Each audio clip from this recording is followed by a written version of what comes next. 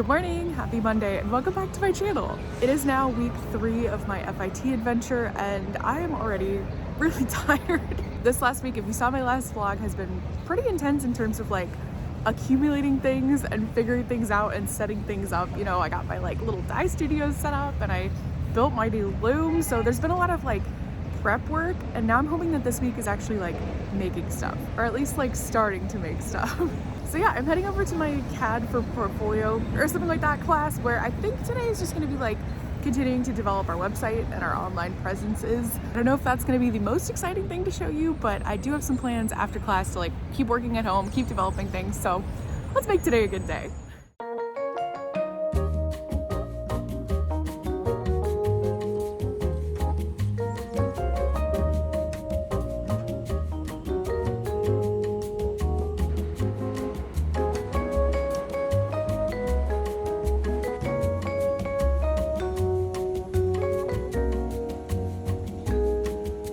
In class, we worked on collecting and scanning in all of our past projects so we could feature them in our websites. So I brought in my woven swatches that I had made last semester when I was abroad in Scotland. I scanned them in, I cropped them, I did some color editing, and all of that super exciting stuff.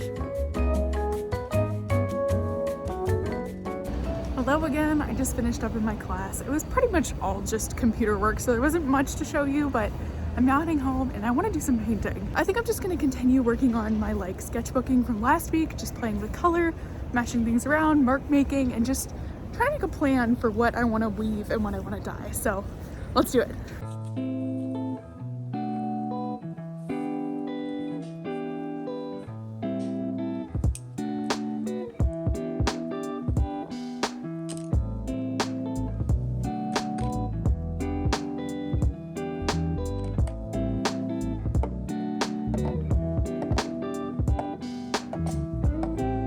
To do my sketchbook explorations, I used the watercolors that I had mixed last week, which precisely match the color palette of my mood board for my thesis collection.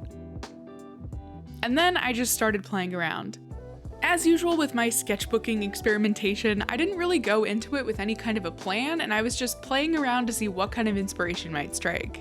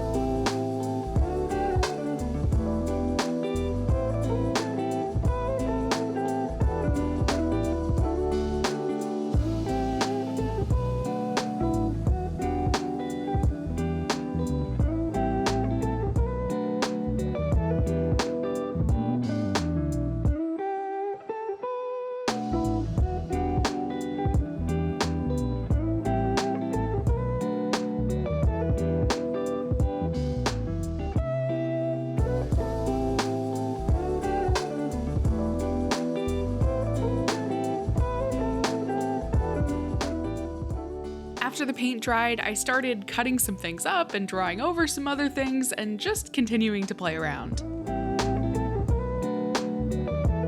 When I was done for the evening, I scanned in everything that I'd made.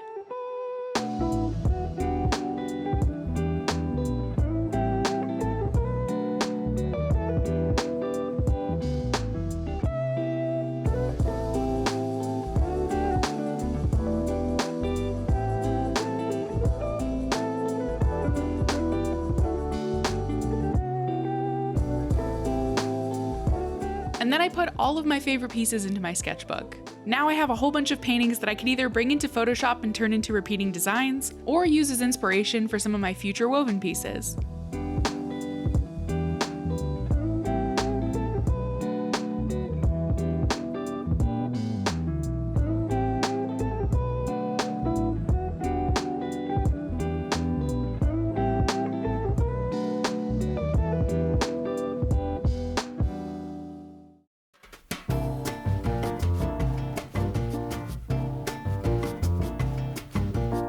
The The next day was a beautiful snow day, so I stayed home to continue working on my thesis project. In my previous video, you saw me open up all of these Jacquard acid dye powders and sample them on a variety of fibers, just so I'd know what each of these primary colors would look like straight out of the jar.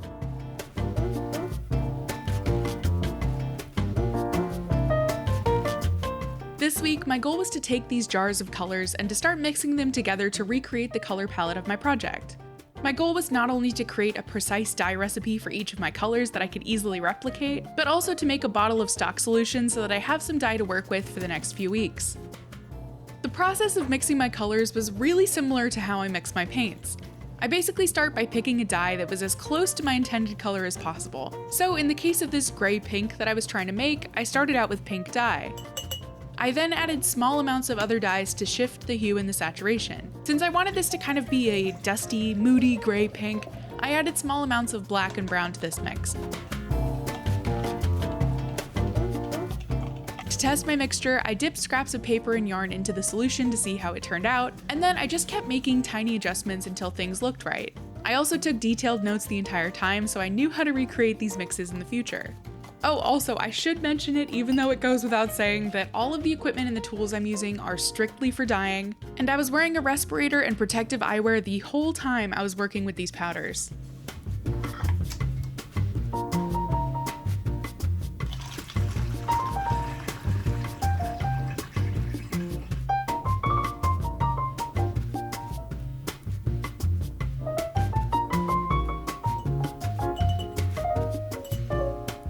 And then I just kept repeating this process over and over and over again for each one of my mood board colors. This process is really messy and really tedious, but honestly, I loved it.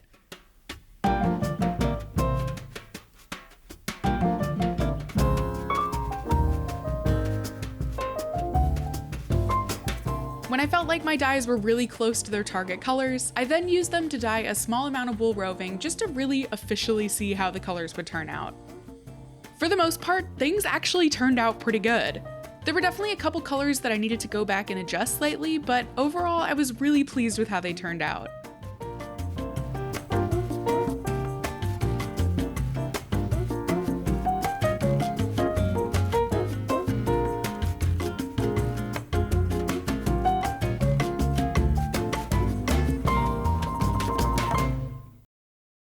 Good morning, happy Thursday. I'm really cold, I'm feeling a little bit under the weather, so I'm all bundled up and I'm just trying to head to the train pretty much as quickly as possible. Yesterday, Wednesday, was my internship day, so I couldn't really record much, and it was also Valentine's Day. Ryan and I just had like a really chill, like charcuterie and movie night. We watched An American in Paris, which is just such a stunning movie, and it was a really chill celebration, which is exactly what I needed. Anyway, I'm heading to my painting on fabrics class, which of course I'm really excited about, and yeah, hopefully it'll be a good day, so I'll see you there.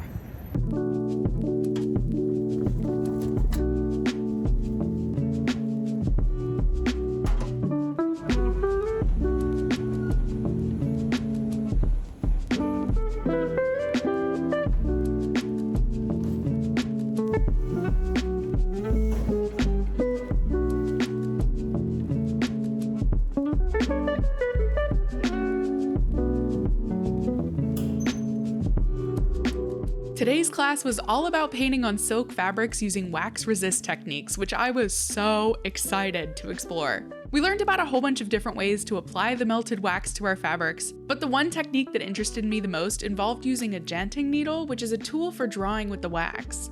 I started by just messing around with this tool and trying to get the hang of using it by doodling all over a scrap of silk. We had the whole class period to explore this technique, so after messing around a bit, I decided to try to make a more intentional picture. The process is a little bit stressful because it's really drippy, and once the wax hits the fabric, it's pretty much there to stay until it's washed out. So you kind of have to move quickly and just go with any of the imperfections.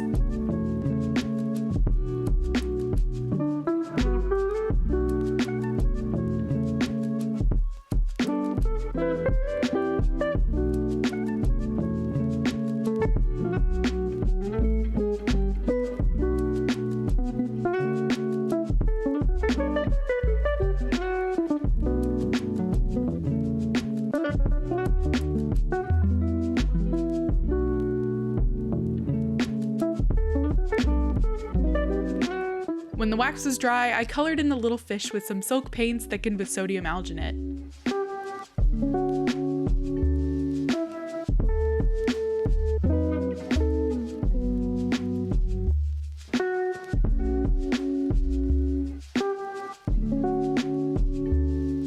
Then I thought it might be fun to splatter some more wax on top and then go over the painting again to create some layers of color.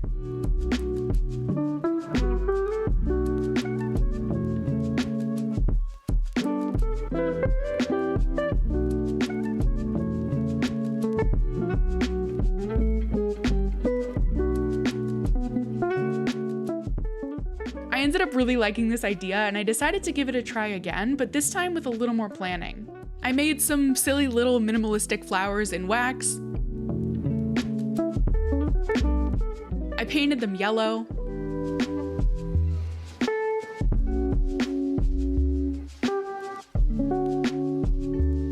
And then I gave them kind of a blue, green, yellowish, washy background.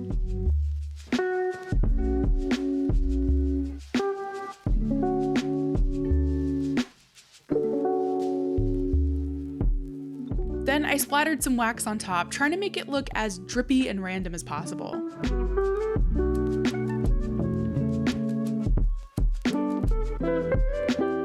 And then I painted over the background with a much deeper, darker purple dye.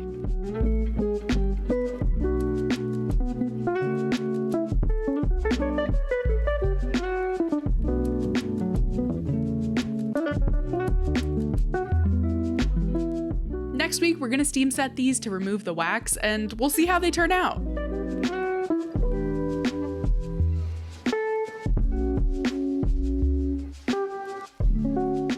After class, I spent the rest of the day in the weaving studio making a warp for my loom. I'm using some beautiful merino silk that I bought from the Woolery. I'll put a link to this yarn in the video description. It made for such a gorgeous white warp, and I know it's gonna take those acid dyes really beautifully.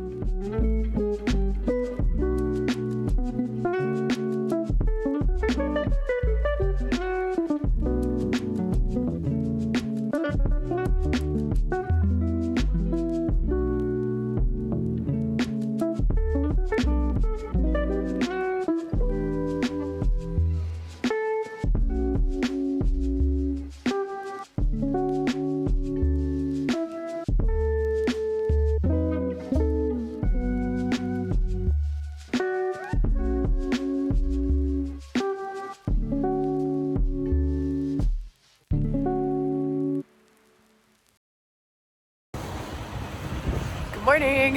Happy Friday. I am sick, unfortunately, and I'm wearing a mask just as like a courtesy to people on the subway and my classmates. I do have to go in today just because I need to like meet with my professor and show him that I'm actually working on stuff, and I need today to just be like a chill work day. Then I'm gonna go home and probably take a big nap. So let's get through this. In class, I just kind of fully zoned out and turned some of my paintings into a repeating pattern. And I actually really like how this design turned out. Technically, this was my first finished piece of my thesis collection, so there was only 19 left to go. I then spent most of my Friday, Saturday, and Sunday sick in bed. But in the moments where I did have some energy, I worked on making some yarn to weave with. First, I used my stock solutions to dye a random assortment of wool and alpaca rovings from my stash, as well as some silk noil. Once those were dry, I then used my drum carder to blend these fibers together. I started with some layers of my bright red wools,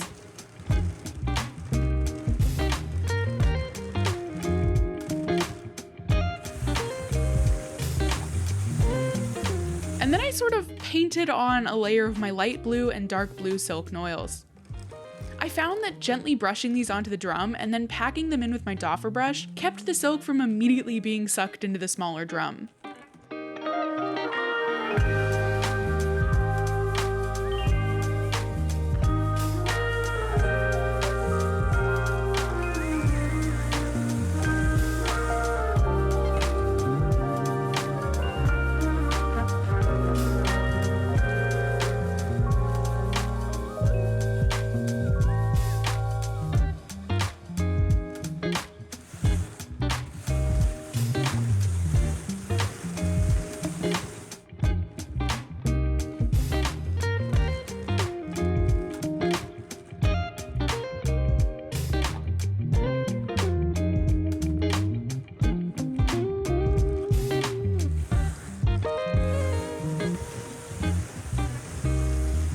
then added more red, then more of the blues, then more of the red, and more of the blues. This created a bat where the silks were sandwiched in between the wools.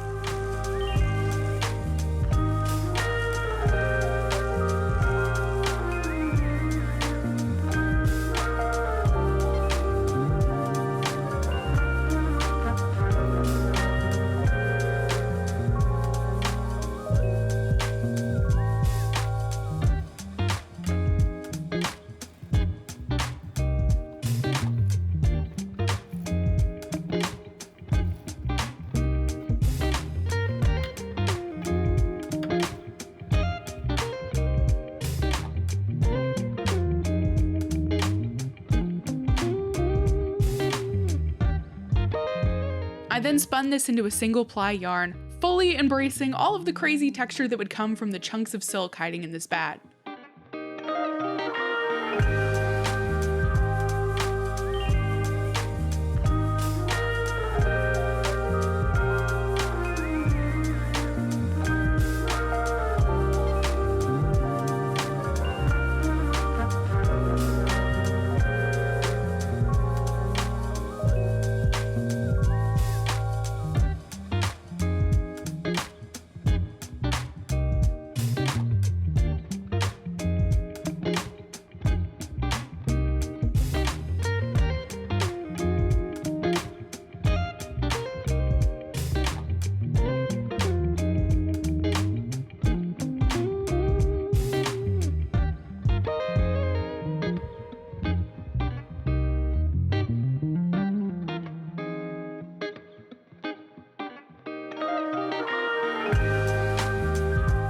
And here's how the yarn turned out. It's super organic and textured and irregular, and it was pretty much exactly what I wanted.